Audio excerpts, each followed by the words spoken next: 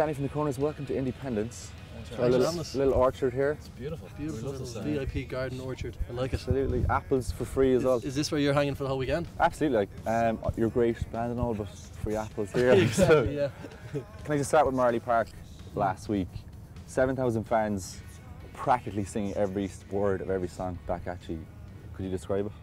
I don't know, it's hard to describe, isn't it? It was definitely a moment that we'll never forget. I mean, we were meant to take this summer off, like we were just going to do a handful of gigs. We were going to do indie and we were going to do just a couple of little festivals, and we didn't want to do Oxygen this year because we played the last few years, and MCD came to us and offered us a Marley Park gig, and we said, good backup, wasn't it? Yeah, for a quiet summer we ended up having our biggest gig ever, and it was just amazing. We weren't sure how it was going to sell because we haven't been doing too much promo and stuff, and we've been away writing and stuff. It was like a festival. All like the toilets were jammed, and you're just looking at everyone's like. It was a strange moment because we've been going to Marley Park our whole lives, going to gigs and driving up there and seeing all the people on the side of the street, and it was just a totally different vibe to any of our other headline gigs in the Olympia or anything like that. It was different gravy altogether, but it was amazing. It was definitely a night we'll never forget. Like, you know, just downhill from here. Is it? Yeah.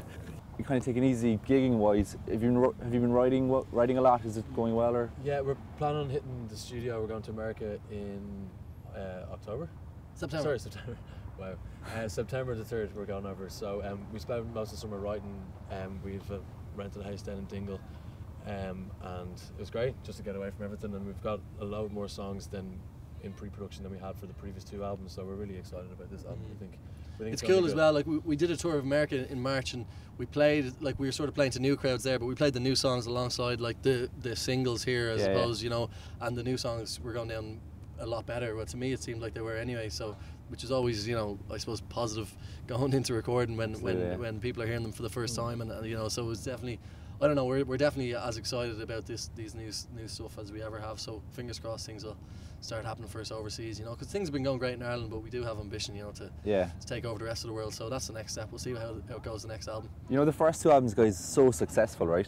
Does that put a bit of pressure on for the third, or does it take a bit of pressure off to try new stuff? I think we're still improving, and we're improving the whole way through, like since we started gigging. Like, it's been a while since we had an album, so we've done a lot of gigs in the meantime, so I just think we're kind of better and more ready this time, so we're more excited. I think we put pressure on ourselves, like we like our own standards sort of raised as we go, and we won't, like, we even now we're talking about the new songs we have, we'd sort of be like, if we wrote that song for the last album, we'd probably have a chance of making it, but now it's probably not going to make it, you know, when you're talking about different songs making the album and what you think is going to get cut or whatever, you know. So I think we put pressure on ourselves. We don't really think too much about that and what's expected of us. Like, we know it could all finish. Like, we don't take anything for granted. Like, you look at bands like The Thrills, The Director, bands that we like. Yeah. But then, like, you know, they release an album and another album, and it just for whatever reason it just doesn't happen. Like, and people have had enough, and so you never know what can going to happen. So there's no point in putting extra pressure on yourself and trying to think about. We just write our own tunes and hope for the best and enjoy it as it goes and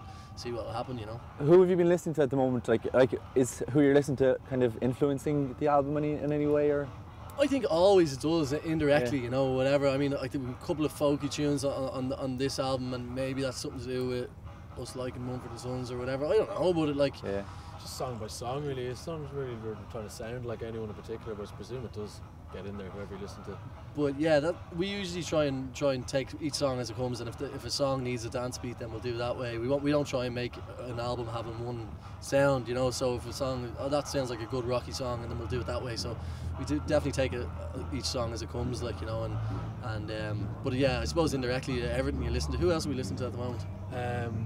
That Wild Beast album did the rounds for a good while, and Strokes, Wild Beast. Who else was it? I don't know, I'm drawing a blank. It's a bit early. Yeah. Noxie's our DJ. He usually gets some sort of playlist going. Great stuff, guys. Thanks for talking to us. No worries at all. Thanks. Cheers. Thanks.